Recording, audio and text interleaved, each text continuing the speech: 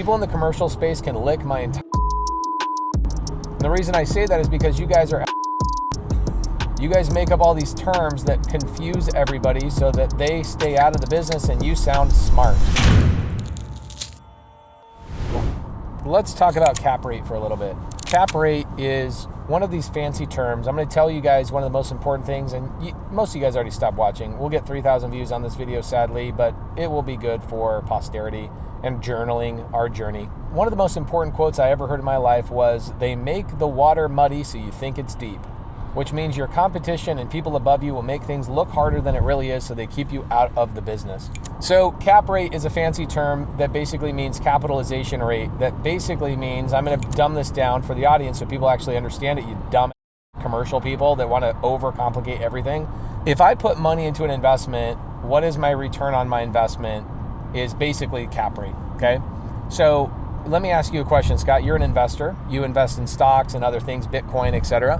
What are you looking for, like investment-wise, percentage-wise? Are you looking for a 3% return? On stocks, I mean minimum, 7+. Okay, minimum 7+. Why is that? Is there a couple of reasons why? I mean, the average over the course of a year is usually around anywhere between 6 and 8. So you're looking for average? I'm looking for a baseline of that. Okay, cool.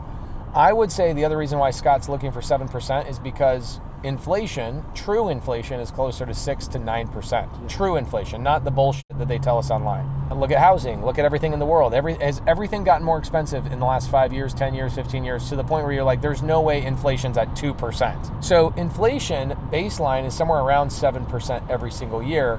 If you're not earning 7%, you're actually losing money, okay? So if I bring something to you that is a 7 cap, that means you are basically making no money. Cap is capitalization. How much are you going to make? So if I go buy, this is interesting, if I go buy a Starbucks building, commercial, did you guys know Starbucks does not own its own real estate? Starbucks is a tenant. Walgreens is a tenant. Okay, McDonald's is one of the only people that actually owns their real estate. Starbucks is owned by an individual investor like a me or like a Phil. We go buy a Starbucks building, let's say for $1 million, and we pay cash for it. We do what is called a triple net lease with Starbucks, which means don't call me. I'm not responsible for your insurance, your taxes, your repair, your upkeep, your problems. I'm dead. Don't call me. Send me a check. At the end of the year, if my property has a 5 cap, how much money am I going to put in my pocket at the end of the year? 5%. So what if I put $1 million into this property, buying it, cash, there's no debt at all, meaning I have no mortgage, it's just paid off free and clear. I put $1 million down, or I buy it for $1 million. At the end of the year, after all of my expenses, I will have $50,000 in the bank. So a 5 cap, 5% interest, basically, okay? So that's a 5 cap. Let me ask you, Scott, are you interested in buying a property at a 5 cap? I would never.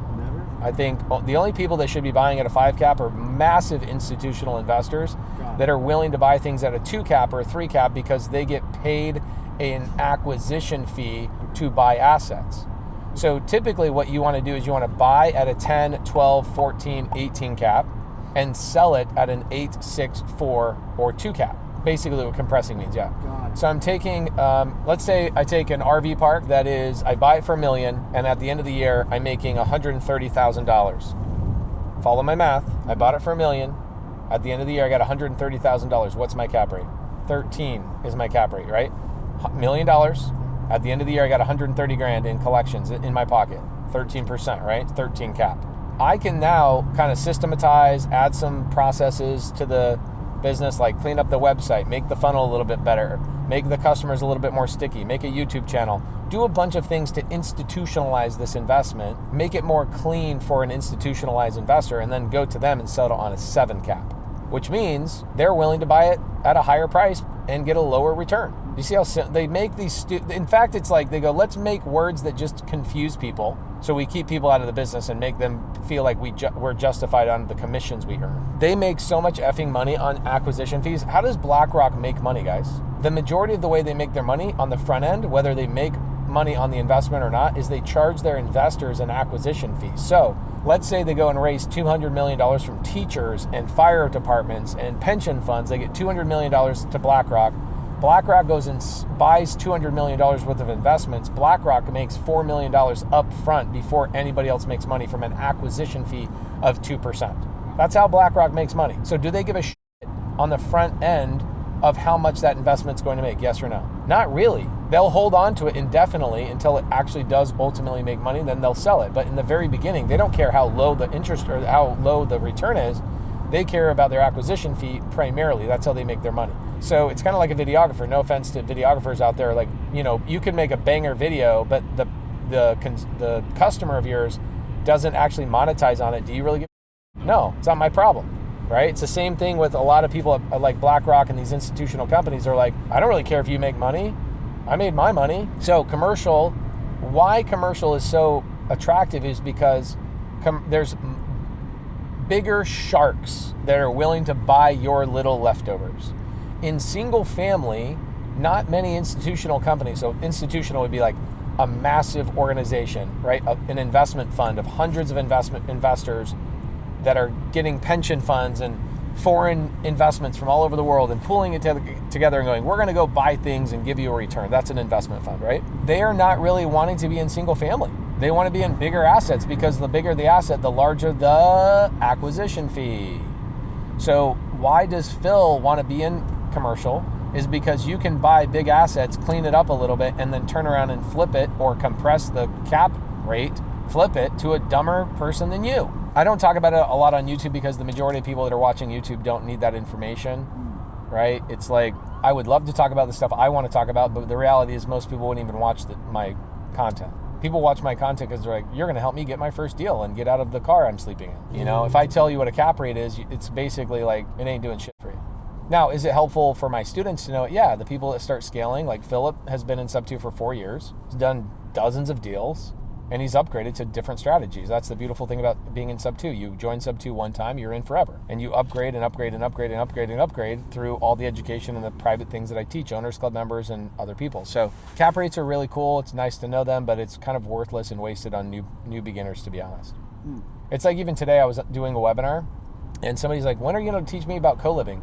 And I brought the person up and I said, okay, so what would you rather learn? Co-living on day 1 or co-living on day 2? And let me teach you how you find these properties and what creative finance is. So when you find the property, you actually can buy it with no money out of your pocket.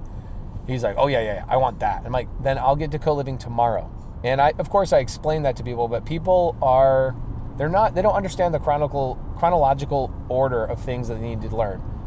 The last thing you should learn if you've never done a deal is cap rate. In single family, you'll never hear somebody talk about cap rate ever. It's not talked about. Cash on cash return, yes.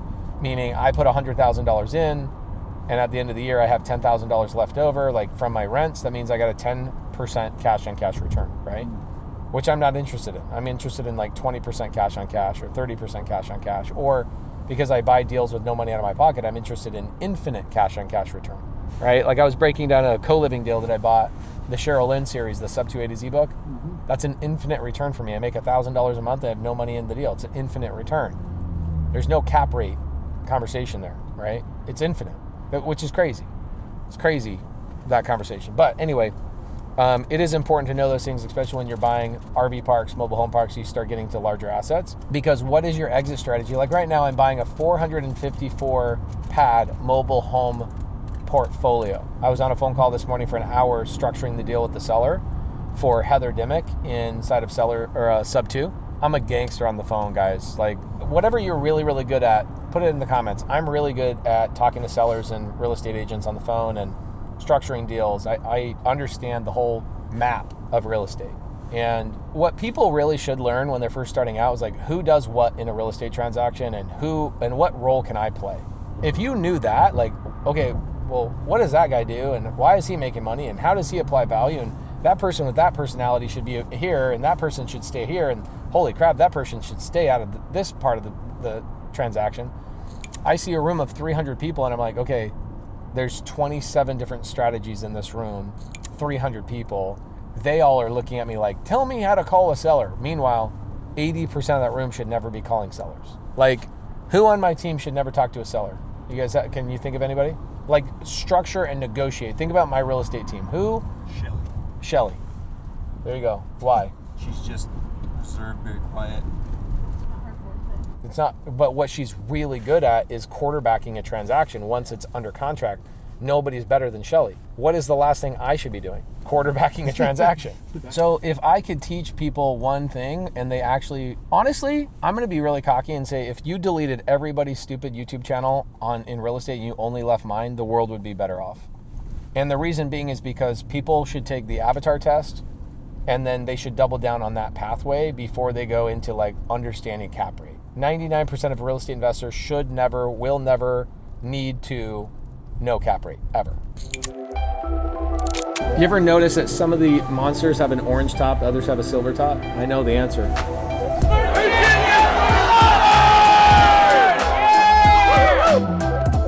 Are you guys feeling the vibes right now? Yeah! This is going to be really hard to do live seller calls. I think so.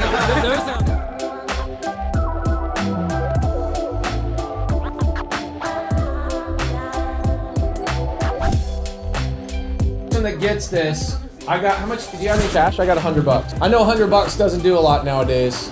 Winner gets $200 in cash. Okay. That's like movie and Taco Bell nowadays. Here's what we're gonna do.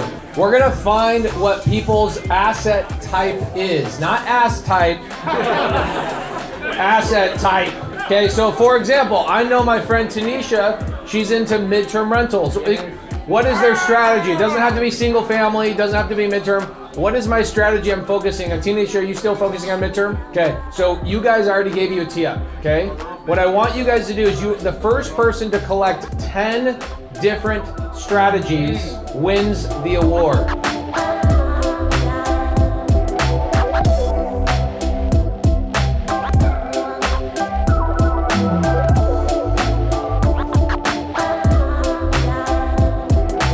Yo, Richmond, Virginia, this was incredible.